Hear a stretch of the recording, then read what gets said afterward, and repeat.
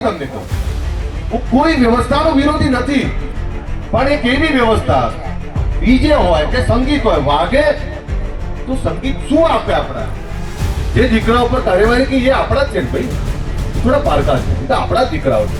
પણ વિષય એ છે કે સમાજ કઈ નક્કી કરે, સમાજ કોઈ બંધો નક્કી કરે, અને સમાજ એવું કીધું કે આ બંધો તોડશો. જે ગાડીમાં લઈને ફરતા હતા, જ્યાં માફ કરશો ગીતોનું પસંદગી બહુ ખરાબ હતી, બધા કહેતા હોય ગીત દ્વારિકાના નાથ મારા રાજા રણછોડ છે, એ ગીત ગઈએ ને તો એક એકના હાથ જૂના ગીતો આપણને દિશા આપતા હતા. એમ જે કલાકાર મિત્રો છે, આપણા દીકરાઓ છે, એમને વિનંતી કરી કે એવા ગીતો બનાવો કે ગુજરાતના લોકમુખે ચર્ચા, લોકો પણ ચર્ચા કરે કે વાહ.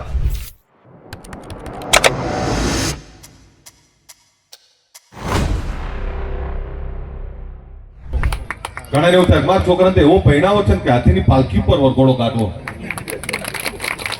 પણ હાથીની પાલખી ઉપર વરઘોડો કાઢી એ 5-25 લાખ 50 લાખ કરોડ રૂપિયા વાપર્યા હોય, વરસ પછી એ વરરાજા ગઢવા માપ નાખો ને તો 500 રૂપિયા ના નીકળે એવો વરઘોડો ઘટાય ખરો?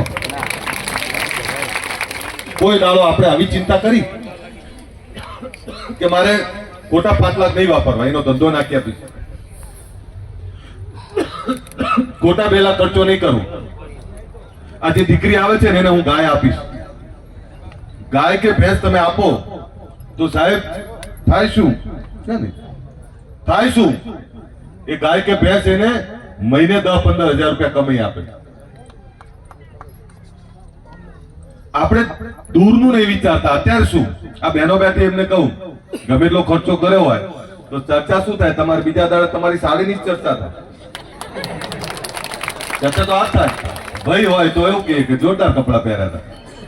અહીં બેઠેલા આ બહેનો, તમે જયારે લગ્ન, હું ભાષણ કરવા નહીં આવે, જયારે લગ્નની વાત કરો બીજા દિવસે તને ગયા તે સાડી કેમ આવી પહેરી હતી, પેલો કે તે સૂટ જોરદાર પહેર્યો હતો, પેલો કે તે કપડા હારા પહેર્યા, સફારી હારી પહેરી. આટલું જ સાંભળવાનું. અને માની લો તમે લખલું ખર્ચો કરીએ નાખ્યો, દેખાડો કરીએ દીધો, અઠવાડિયું 10 દાડા ધુમાડે બંધ કર્યું ખરું, પણ બીજા દાડે લગ્નના બીજા દાડે શું સાંભળવાનું? જોરદાર કર્યું. બસ આટલું જ ને. તો એ જોરદાર કર્યું આપણા માટે 10 લાખ થોડા વાપરી નખાય. એના માટે જમીન થોડી વેચી મરાય, એના માટે ગીરવે થોડું મુકાય દાગીના. એ જોરદાર આપણમાંથી બહાર નીકળો. હું પણ આ ખોટી ઠૂસમાંથી બહાર નીકળવું પડે, બતાવી દેવું છે. કોને બતાવું છે? મને સમજાવો ખરા. આપણે બતાવવું કોને ખબર છે? આપણે અંદર ભાઈઓને જ બતાવવું હોય છે, આપણે બીજાને નહીં બતાવવું. અને બતાવવામાં બીજા સમાજો તો બહુ આગળ જતા રહ્યા. તમે બીજા સમાજોની તો વાત જ ના કરશો. બીજા સમાજના દીકરા દીકરીઓ વિમાનો ચલાવતા થઈ ગયા, આપણે હજુ ત્યાં ત્યાં છે. બીજા સમાજના દીકરા દીકરીઓ હોસ્પિટલો, ફેક્ટરીઓ નાખતા થઈ ગયા, ડોક્ટર, એન્જિનિયર, આઈએસ, આઈપીએસ, જિલ્લામાં વહીવટ કરતા થઈ ગયા, રાજ્યનો વહીવટ કરતા થઈ ગયા. તો એ તો જો તેમની તો ટાઈમ જ નહીં. એમની જોડે આપણી જોડે એવું બતાવવા જેવું એમના માટે કઈ છે નહીં.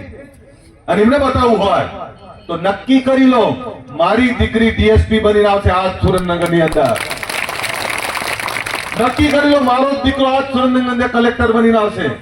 આ નક્કી કરશો ને એને બતાડ્યું કહેવાય.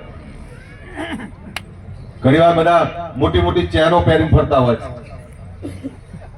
સારું, એ બાને અત્યારે ભાવ વધ્યા છે, તેમનો ફાયદો થશે. હવે તો એવી ચેનો નહીં જોવા મળે બહુ. પણ માફ કરશો, આપણે બતાવવું છે. મને અહીં બેઠેલા બધા કહો, ગઈકાલે તમે શું જમ્યા હતા? પોતાના હાથમાં જવાબ આપો. યાદ કરો, ગઈકાલ તમે શું જમ્યા હતા? યાદ કરો. નહીં યાદ હોય તમે કયા કપડા પહેર્યા હતા? 2 મિનિટ વિચારવું પડે કે મેં કયા કપડા પહેર્યા. તમે આગલા દિવસે જમેલું યાદ ના હોય, આગલા દિવસે કપડા કયા પહેર્યા તે યાદ ના હોય, તો પછી દુનિયાને દેખાડવા શું કરવા જવું છે? આ આગેવાનો મથે છે ને એમાં મદદરૂપ થવું પડે.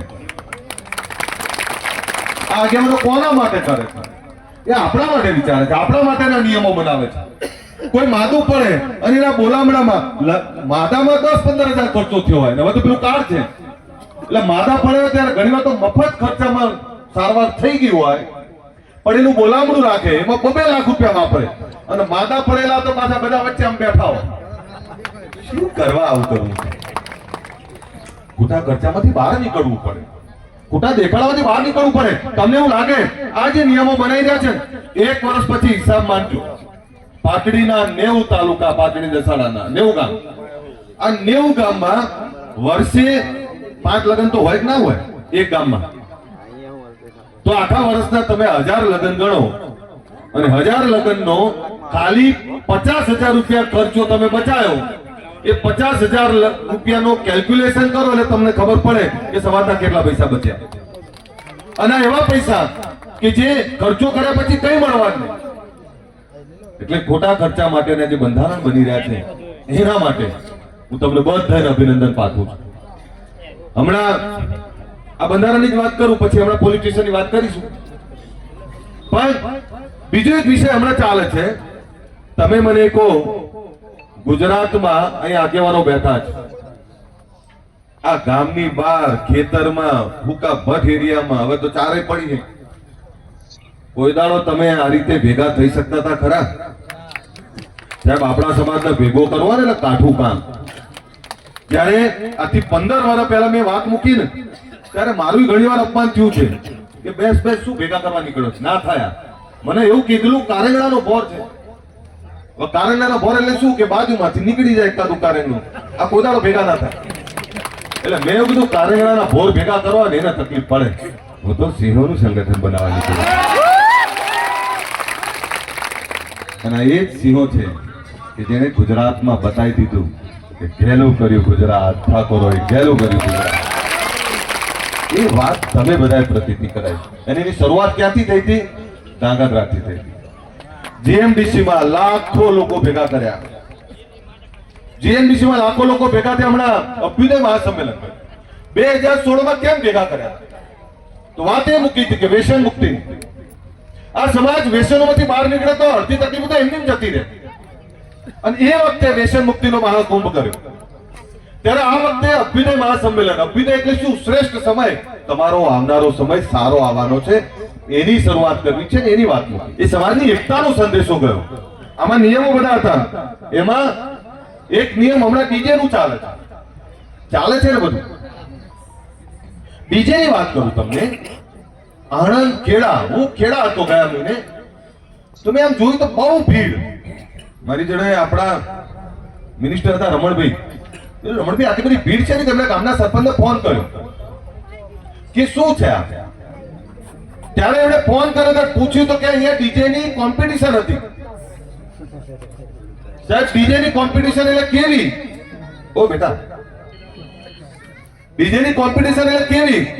સામ સામે ડીજે માં 5,000 નું ટોળું હોય અને સામ સામે એકબીજાને બેફામ બોલતા હોય. સાહેબ, હમણાં એમાં એક ઝઘડો થયો. હમણાં ખેડામાં, મૌધામાં, સાહેબ 10,000 નું ટોળું અને 2 ડીજે સામ સામે ઝઘડ્યા. અને પછી તો વેવાઈઓ સામે ઝઘડવા લાગ્યા. સાહેબ, પોલીસ ફરિયાદો થઈ, એકબીજાને માર્યા, પોલીસ આવીને ભગાડ્યા. અહીંયા હું ફરીથી તમને કહું, હું કોઈ વ્યવસ્થાનો વિરોધી નથી, પણ એક એવી વ્યવસ્થા, ડીજે હોય કે સંગીત હોય, વાગે તો સંગીત શું આપે? આપણાને સંગીત પ્રેમ આપે, સંગીત આપણાને ધર્મનું જ્ઞાન આપે, સંગીત ઇતિહાસને વાગડવાનું કામ કરે, સંગીત એ તમને સાચા રસ્તે વાળવાનું કામ કરે. અને ત્યાં પછી આ પ્રકારની વાત ચાલે. એટલે હમણાં ધારો કે દિયોદરનો બંધારણ બન્યું, તો બંધારણમાં એક વાત હતી ડીજેની, પણ એમાં કોઈ એક વ્યક્તિએ નહીં બનાવેલું. ભાઈ ઇકો બંધ કરજો. કોઈ એક વ્યક્તિએ બનાવેલું નથી. આ એ બંધારણ 2,10,000 થી વધારે લોકો ભેગા થયા. 3 મહિના મીટિંગો ચાલી છે અને વારંવાર બધાએ વાત એક કરી છે કે આ વિચાર આ થવું જોઈએ. એના માટે જે વાત મૂકી એમાં કોઈ વ્યક્તિએ બનાવેલું નહીં, સમાજે બનાવેલું છે. અને એમાં જે કઈ હમણાં વિષયો ચાલ્યા, જે ખામીઓ ચાલી, અથવા કોઈ કહે કે અમને પૂછવામાં નતું આવ્યું, અથવા કોઈ કહે કે અમને મંજૂર નથી, હોઈ શકે. બધા સમાજના છે. જે દીકરા ઉપર કાર્યવાહી કે એ આપણા જ છે ને ભાઈ, એ થોડા પારકા છે, એ તો આપણા જ દીકરાઓ છે. પણ વિષય એ છે કે સમાજ કઈ નક્કી કરે, સમાજ કોઈ બંધો નક્કી કરે અને સમાજ એવું કીધું કે આ બંધો તોડશો તો તમારે એનો દંડ થશે. તો એની સામે શું હોય કે ભાઈ હા, સમાજે બંધો બનાવ્યો છે, અમારાથી જાણે અજાણે ભૂલ થઈ છે, પણ જાણે અજાણે ભૂલ થઈ છે. સમાજ માય બાપ છે. સમાજ એ આપણે બધાનું માય બાપ હોય. સમાજ એ સમાજ છે. કોઈ મારા એકલાથી સમાજ ના હોય, તમારા એકલાથી ના હોય, બધા ભેગા થાય એ સમાજ કહેવાય. મારાથી નાની મોટી ભૂલ થઈ છે, સમાજ જે દંડ કરી અમે ભોગવા તૈયાર છીએ, પણ અમે સમાજના જ છીએ, સમાજના દીકરાઓ છીએ. આમાંથી હવે આગળ વધવાનું કંઈક કરો તો દરેક વસ્તુનો રસ્તો નીકળે. અને હું ફરીથી તમને કહું કે જે નક્કી થયું એમાં જે કઈ વ્યવસ્થા ઉભી થઈ હોય એમાં બધા ભેગા થઈને રસ્તો નીકળે. કોઈ એક વ્યક્તિ કે બંધારણ બની જાય એવું ના હોય, હું કહું બંધારણ બની જાય એવું ના હોય. એમાં તો બધા ભેગા થઈને કામ કરવું પડે. અને બંધારણનો કડક અમલ એટલે કોઈ કડક કાર્યવાહી નથી, એમાં બધાને સંમત કરવા પડે. આ બંધારણ બનાવો છો, આ બધા તમે અમલ નહીં કરો તો મતલબ શું છે? બધાએ સંમત કરવા પડે અને સંમત થઈ અને બંધારણની અમલવારી થાય તો સમાજનું ભલું થાય. કોઈ પણ નિયમ બને છે તો જેના ભલા માટે બને છે, એ જેના ભલા માટે બને છે એને તો અહેસાસ કરાવવો પડે, એને તો સંમત કરવો પડે. એમ જે કંઈ અત્યારે ચાલી રહ્યું છે એમાં હું એવું માનું છું કે આ જે કંઈ વ્યવસ્થા છે, જે કંઈ ડીજે વાળી વાત ચાલે છે, દીકરાઓ આપણા છે, સમાજ આપણો છે, એનો બેસીને રસ્તો નીકળે. પણ હમણાં અહીંયા મેં જોયું કે આમાં એક વાત સારી લખી છે કે સાઉન્ડ સિસ્ટમ ગામમાં ગરબા રાખવા તો રાખી શકાય, પણ એ બેઠું સાઉન્ડ બેસાડી ડીજે નહીં લાવી શકાય. પણ સાઉન્ડ તો હવે જે ગાડીમાં સાઉન્ડ સેટ કરતા હતા એ હવે અહીંયા સેટ કરજો. શું ફરક પડે છે? તમારે તો સાઉન્ડ સિસ્ટમ થી મતલબ છે. જે ગાડીમાં લઈને ફરતા હતા, જ્યાં માફ કરશો ગીતોનું પસંદગી બહુ ખરાબ હતી, ભલા જે બધા કહેતા હોય ગીત દ્વારિકાના નાથ મારા રાજા રણછોડ છે, એ ગીત ગઈએ ને તો એક એક ના હાથ તરત તાળીઓ પડે ને એકમ ગાય જોડે ગાય. જૂના ગીતો હતા, જૂના લગ્નના ગીતો હતા, તો એ ગીતોમાં બાપ અને દીકરીની વેદનાઓ ગાતા એ ગીતો હતા. જૂના ગીતો ગાતા આ બધા માજી બેઠા છે, બધા એ ગાવા લાગ્યા અંદર એમની. જૂના ગીતો સંસ્કાર આપતા હતા, જૂના ગીતો આપણને દિશા આપતા હતા. એમ જે કલાકાર મિત્રો છે, આપણા દીકરાઓ છે, એમને વિનંતી કરી કે એવા ગીતો બનાવો કે ગુજરાતના લોકમુખે ચર્ચાય, લોકો પણ ચર્ચા કરે કે વાહ ક્યાં વાત છે, ઠાકોરના દીકરાએ ગીત સારું બનાવ્યું. અમને ગર્વ તો લેવું હોય ને. એમ બંધારણ જે બને છે એ બંધારણનો અમલ કરજો. એ બંધારણના અમલ થકી સમાજનો ફાયદો કઈ રીતે થાય